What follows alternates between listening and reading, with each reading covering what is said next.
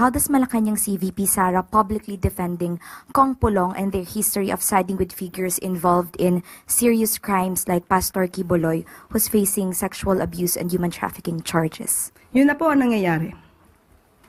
Ganyan po ang nangyayari kapag ka po kakampi, kaibigan, parang gustong agad ipawalang sala at kailangang ibato ang kasalanan sa pamumulitika. I just would like to remind you of one of the episodes of Gikan sa Masa Q&A. That's, if I'm not mistaken, that's March 10, 2024. Okay?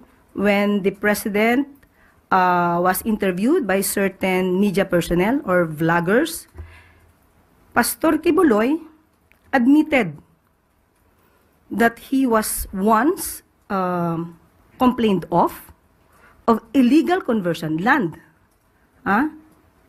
Illegal land conversion wherein she could be imprisoned for 6 years.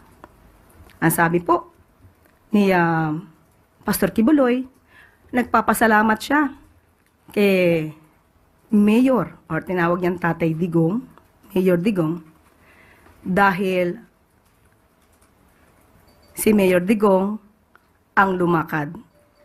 Pinuntahan ang dapat puntahan.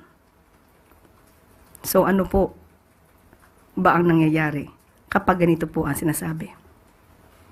So, kung dapat may managot po dito sa ginawa po ni Congressman Pulong, since kanya naman pong hindi idininay, kanya pong inamin ang video, lumalabas sa kanyang interview, di dapat managot ang dapat managot.